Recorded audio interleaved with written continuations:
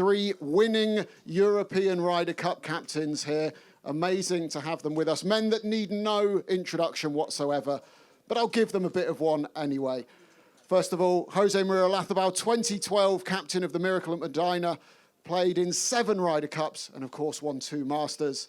In the middle, Colin Montgomery, our tournament host this week, 2010 European captain, playing in 8 Ryder Cups, 8 European Tour Order of Merit wins as well. And Paul McGinley, 2014 captain at Gleneagles, played in 3 Ryder Cups and, of course, hold the winning putt in 2002. Massive round of applause for our 3 winning European captains. So I'm just going to get things rolling up here, get the chat underway, and I just want to ask all 3 of you what the Ryder Cup means to you. Jose Maria, if we can start with you, please. Well, to me, the Ryder Cup is a very special event. It's very close to my heart. The first time I played in it was '87, and I was fortunate enough to be paired with Seve, and I have wonderful memories of the Ryder Cup. But it's not just that. I mean, it's not a regular event. We all agreed. We all played Ryder Cups, and it's a very special event because you don't play for yourself. You play for bigger things, friends, family, country, continent. For the dreams of many, many people that you really don't know. It creates relationships that will last a lifetime. I mean, that's why it's so special. Well, I agree with Jose there. You can write a book on every Ryder Cup that I've participated in anyway. Win, lose or draw. They are great memories. It was always a great honour and privilege to be part of that history when you look back on it, to be part of teams that included the greats of the game. And I'll start with Seve, greats of the game. Faldo, to Woosnam, to Lyle, to Langer, to this man to my right, holding winning putts. Life's all about memories, and the memories that I'm taking away from this game are really, forget the individual success. Really, is all about team success within the Ryder Cup. That's what I'm taking away from my career. Is that team bonding, as you say, friends for life. The 12 of us, we get together every couple of years, and we become real friends for life. And I feel that's what the Ryder Cup means to me. Yeah, Paul, how significant? Yeah, I mean, it's hard to say anything that the guys haven't said already. I think the sense of community, whether it be from the players, the caddies, the backroom team, the captain, as well as all the fans out there, I think that collective spirit, yes. And particularly going against America, and let's just say the overconfidence that they have, that they are the greatest in the world. So that was a driving force for us too, and to go up against and try to take down America is always something exciting, not just for us as players or captains. It's for the community out there and the fans. Paul, what does it feel like to hold a winning putt in the Ryder Cup? Yeah, well, I mean, it was like scoring a goal in the last minute of a World Cup final. It really was, because it's just that explosion of joy. I remember the press conference afterwards, somebody asked me about it, and I said, well, it's like getting a bottle of champagne and shaking. And that's how you feel inside. All the bubbles are just ready to pop. And then when it goes in, just that explosion, everything comes out. People ask me, did I know I was going to hold it? No, I didn't know I was going to hold it. But I knew I was going to hit a good putt. And I knew I was ready for that moment. And that meant more than actually holding it, to be honest. I just knew I was going to hit a good putt. And that was exciting, that I was going to hit a great putt. And luckily I read it right, because it was a big breaker. And it was a fortunate moment that moment in time came for me. And it worked out well. Colin, I think the passion that you guys, when you talk about the Ryder Cup, always shines through. What do you think enables Europe and European teams to raise their game and punch above our weight in many ways in the Ryder Cup? Well, it's as Paul was saying, to come up against... We're always underdogs on the world ranking stage. If you add all the world rankings together, we're always underdogs. We've always got more, we're worse off than they are. So that's number one. So that gives us an edge in many ways. Right, come on, we'll beat the might of America. And you talk about passion. The most passionate man I've ever met is Seve Ballesteros. The most passionate man I've ever met. And he was our leader. And we all just fed off that. My passion came from the Ryder Cup because of him. My first Ryder Cup was 91 at Kiwa Island. And I'd come from the Walker Cup, the amateur days, and I thought this is quite similar. It wasn't. Not at all. And the passion of everybody, yourself, you know, there with playing with Seve, 3 down at the turn. Oh, don't worry, they'll get it back, you know. And I was playing myself, but I didn't really want to play. I wanted to go and watch your game to see how it was done, you know, to see how you came back. You won that game, didn't you? Especially that week you came back from 4 down to play against Kalki. I was learning from you, you know. We're learning from you and the great man Seve, but it was just the passion of the whole event, you know. And I just loved it. I really do. And we can't wait for this year, to be honest.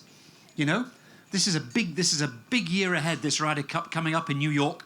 You know, we haven't won the last 7 Ryder Cups have been won by the home team, and this is our big chance to win away from home, especially in the heart of America, the heart of New York. You know. Long Island, just south of this Manhattan. I mean, this is going to be great, and I think we've got a fabulous opportunity of actually bringing it home with us, which will be I mean, McIlroy says he's got one more thing to do, hasn't he? You know, to win another Ryder Cup away from home. He won with you in Medina, yes, in 2012, and we haven't won away from home since, right? Since 2012. And this will be, 13 years since. And this is our golden opportunity to do it. And I think we've got every opportunity of success. Absolutely. Colin rightly mentioned there the last away win was masterminded by you, Jose. I've got to talk about it because for me, probably one of the greatest days in sport in general of my lifetime, never mind just golf. Incredible. Take us inside the team room on the Saturday night and how things played out for you on that incredible Sunday. Well, that was a huge comeback, obviously, but I think everything has started on Saturday afternoon session. We were well down, actually, at one point. To be honest, I thought the Ryder Cup was going to be over that day. But the last 2 matches, they turned the tide, and the way especially Poulter finished that afternoon, you know, birding the last 4 holes, and the way he celebrated on 18, you know, he made that huge putt on 18, and the whole team was just beside the green, and he turned around and he looked at the team with those huge open eyes, and I think that moment transpired to the rest of the team. And I have to say that evening, when we had a meeting before going to bed, you know, we had a little chat. We talked about Brookline. And the amazing thing, believe it or not, even though we were 4 points behind, I looked at every player straight in the eyes, and you could sense the spark, the belief that it was doable. And they played with no fear. And what they did on that Sunday was amazing. I mean, to come back, you know, from 4 points, especially away from home, that was really special. I mean, I always cherish that moment. I think that is one of the, you know, best moments in my life as a golf professional, and a very unique experience. Right, I'm going to come down and get some questions from you guys now. If you've got a question, please get your hand up. I'll come and find you. My name's Craig. Great to see you this week, guys. If you're the captain for September, are you picking any live players? I think we've gone past what tour we play on within the Ryder Cup. So what we have to have is the best 12 Europeans against the best 12 Americans. It doesn't matter what tour they happen to play on. We've got a couple that'll make our team, and well, they won't make the team, but they'll get picked, is Tyrrell Hatton and John Rahm. They're both live players, and our team is a lot stronger with them on it.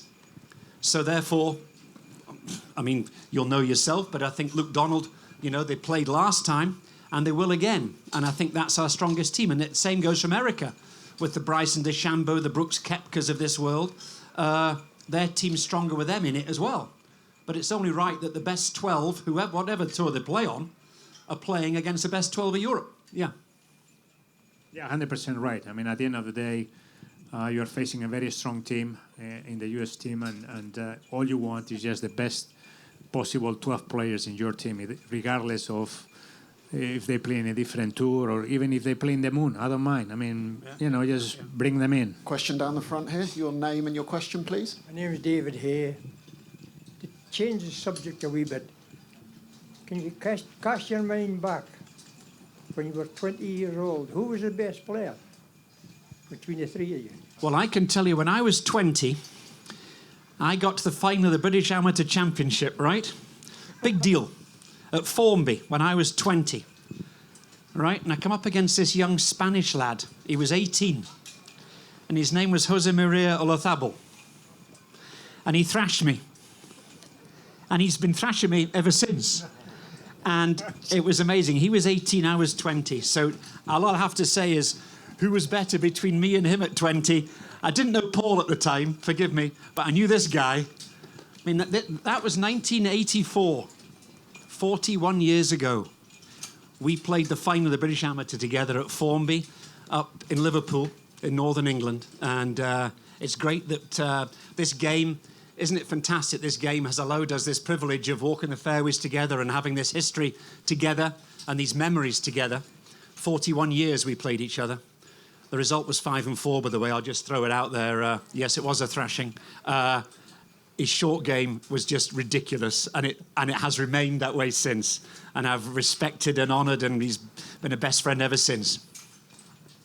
Well, I was 4 handicap when I was 20, so I was not a factor, believe me. Did you play in the Masters then because you won that? Yes, 85, sorry, 85. Yeah, the year after, yeah. 85, you played at the Masters, yeah. When you finish runner-up, you don't really get that far, No. I think I was polishing his shoes at the time, Huh? Fantastic. Great question. Well, we've got such a good panel that even some of the other players have come out to have a watch and ask a question. Hi guys, I just wanted to ask, what's the best round of golf you've ever played? Where and when? Best round ever. In my case, it would be Firestone Country Club. We played.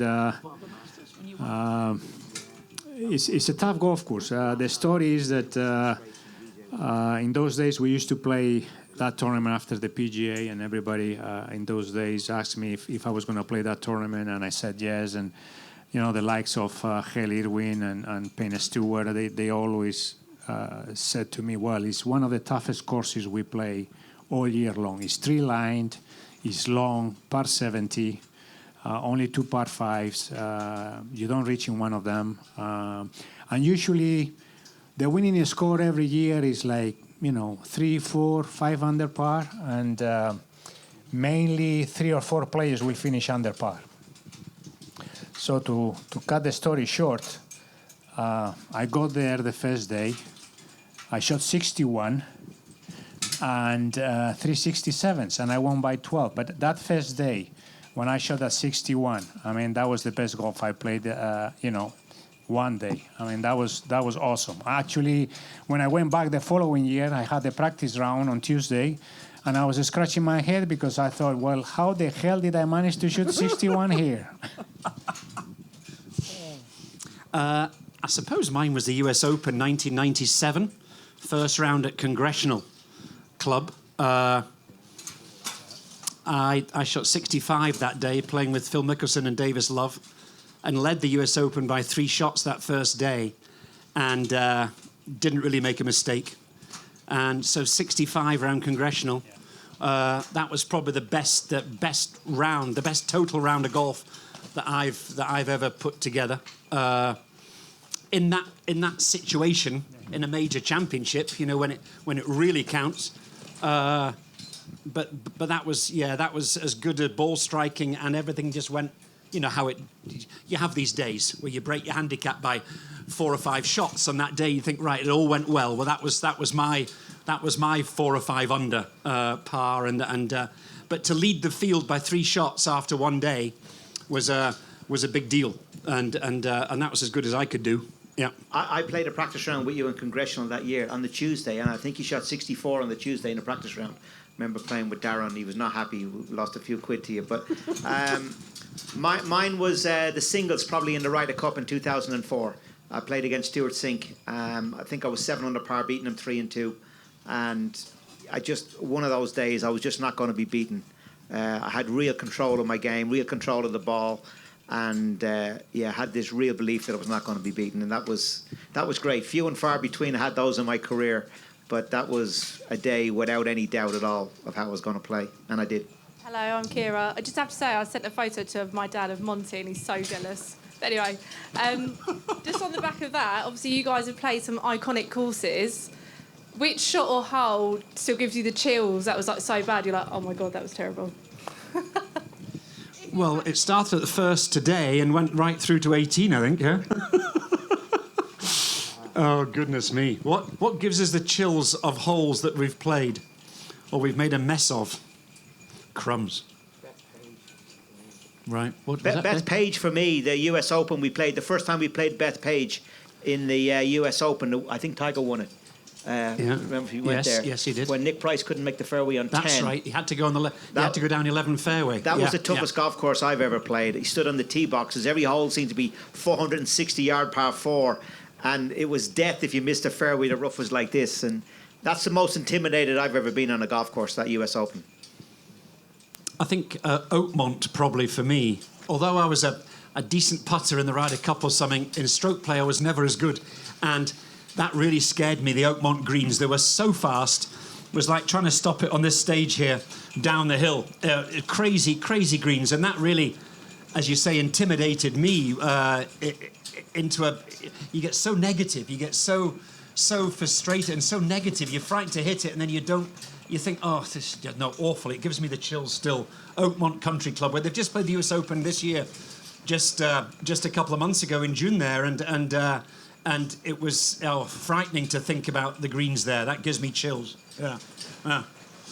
Well, for me, it's the US Open, by far. The setup of the course at the US Open is extreme. Usually they have very narrow fairways and severe rough. I've never been a good driver of the ball.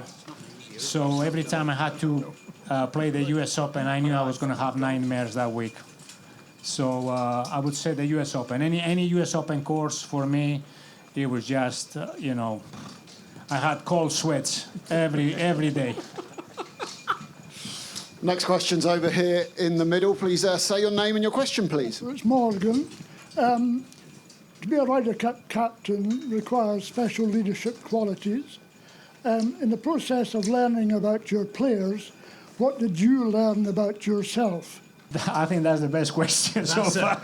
That's a hell of a question. Hang on a minute. Might have got yourself a signed hat there. Rums. Well, go on. For me, it was the value of communication and the importance of clear communication with each player, more than anything else. And it's important. I mean, I had a situation, for example, it's public knowledge. It was public knowledge where two of the players were in court against each other at the time through a management company. Graham McDowell and Rory McIlroy were on the opposite sides of a high court in Dublin about to take on a big court case a couple of weeks after the Ryder Cup, and there wasn't much communication between the two of them. So I just made sure that I didn't take sides in that argument, and that I was very clear in communication and fair to both, and totally transparent to both. That's what I learned more than anything else, is the value of communication and being really clear on the communication. Yeah, I think I'd have to reiterate that. I think the best advice I gave to my team, and I feel that helped everybody, was the first thing I said on Monday when we all got together in Wales at Celtic Manor when I was captain was, well, I'm so glad, lads, that you've left your egos at the door, because you can pick them up on the way out on Monday morning. But in this team room, there's no egos in this room. And there's always egos, because it's an individual game. You know, we had major winners, we had world number one on the team, we had all sorts. But they understood that fully from word go, that meant really what we were doing was playing as a team. We weren't playing as individuals, we were playing as a team. You could go as an individual, they didn't care what you did on Monday morning, leaving the place, you're back to your individual. But when you're at Celtic Manor, you're part of this team. And I think that was the best that I could take away from that in a positive way, thinking about myself, to answer your question, was I was glad I said that. because it brought everybody together. We were all one. It didn't matter if someone was number 1 in the world or I had a number 50, 60 in the world. They were playing for each other. And it was, I think that was the best thing that I'd said to my team. Yeah. What I learned was that even though it's a team event, you have 12 individuals, and we're all different. We have our own personalities, our own characters, and so you have to gather enough information to know every player, because you cannot approach every player the same way.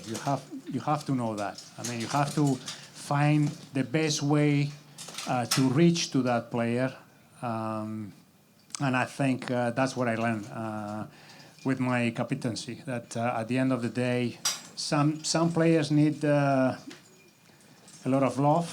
Some others need just to be straightforward with them. So finally, to know the players is important, so you can actually reach to them the best way possible. What's your name and your question, please? Steve, I believe Keegan Bradley has the opportunity to be the first playing captain since 1963 with Arnold Palmer. Now, would you take on that role if you qualified by right, and what challenges would that bring? You want your best 12 players, as we said before. I mean, if Keegan is playing good enough and is close to making the team, I mean, obviously it's his decision, but, you want the strongest team possible, and if he's playing good enough, he can have that chance. I mean, it's not going to be easy, but at the end of the day, I think it's his decision. But I think, it has, as you said, it hasn't been done since 63 was. But, who knows? I mean, I think he might have a chance to actually be there and captain and play. Mm-hmm. It's a very difficult decision for him. I think currently, right now, if you look at the American team, Keegan Bradley's in the top 12. And what we're talking about here is that they want their best 12 on the pitch. So currently, he's in the team. Now then, he's got to play and captain, or captain and play. Would that be detrimental to his captaincy, or would it be detrimental to his play? That's got to be weighed up by everybody within the American situation and see if it's going to work out or not.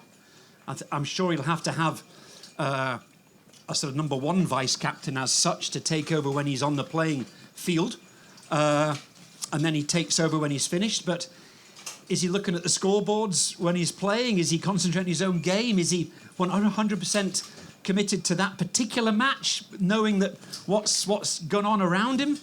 It's a very difficult one, and 1963 was a very difficult, a very different Ryder Cup situation. It was extremely one-sided at that time, and you felt that it didn't really, with all respect, America were going to win, and it didn't really matter if the captain was playing or not. Now it does.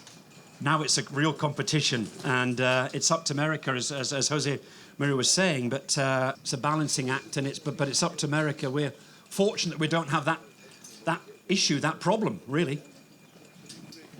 Yeah, for me, it goes back to the point Ollie said a minute ago, that everybody is different, and it would take a very unique personality style to be able to do both and do both successfully. I couldn't do it. I would. My brain would be like a monkey brain. I'd be all over the place trying to play if I was trying to be a captain as well. But that doesn't mean that Keegan can't do it. And we are certainly in Europe will not be ruling out the fact that he can't do both. We are certainly not going to underestimate America or think that we've got a huge advantage if he's going to be a playing captain. And we'll just see how he gets on. I know what it's like. For me personally, I couldn't have done it. Okay, time is ticking away. So just one last question, please. What's your name and your question? My name's Ronnie, and my question is, I'm looking at the scoreboard, and everybody's scores going up and up and up. Good. How do you motivate yourself in these conditions to play? Because I would go home. I thought about it too.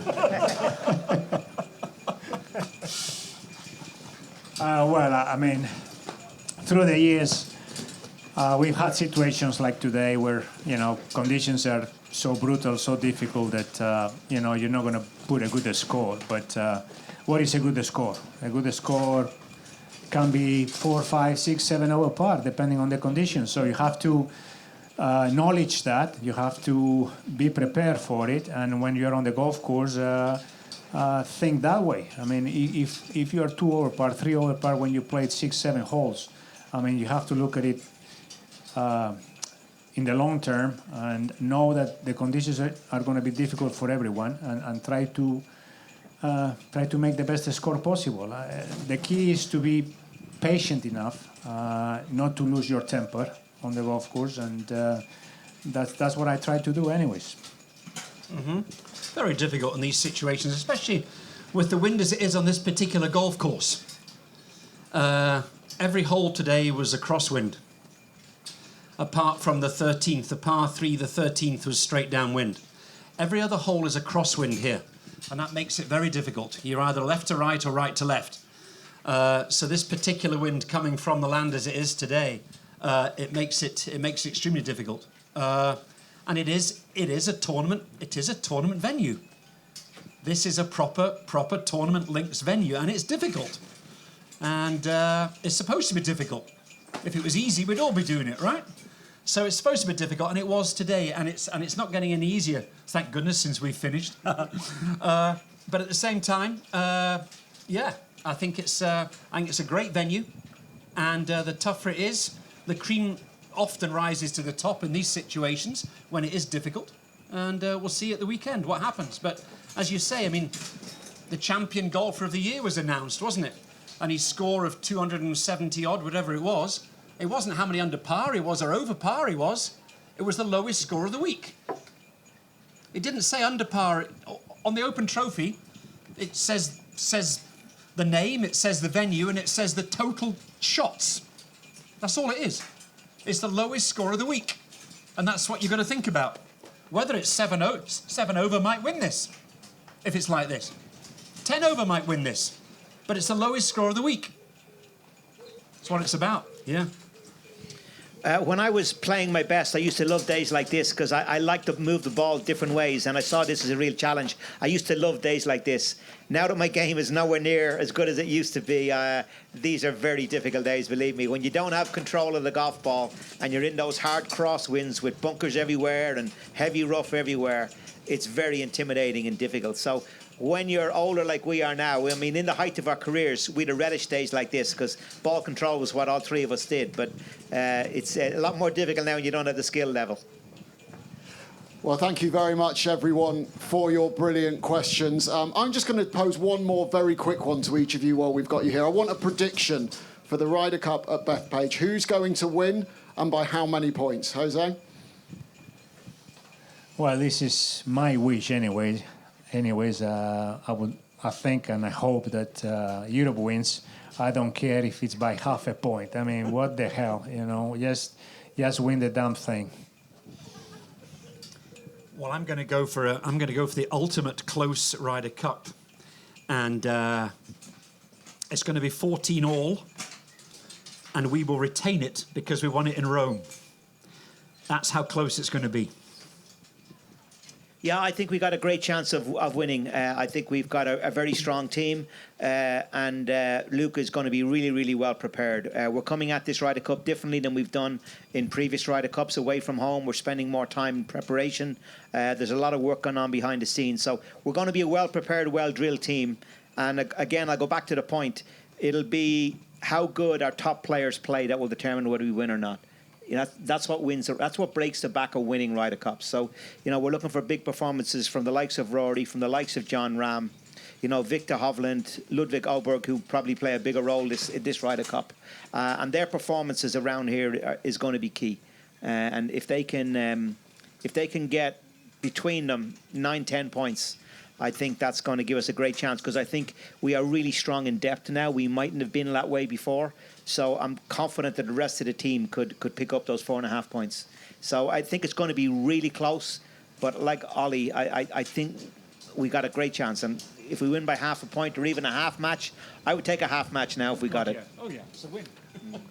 There you go, 3 men who know exactly what it takes to win the Ryder Cup. Very bullish about our chances. Round of applause for Jose, Colin and Paul. Thank you very much.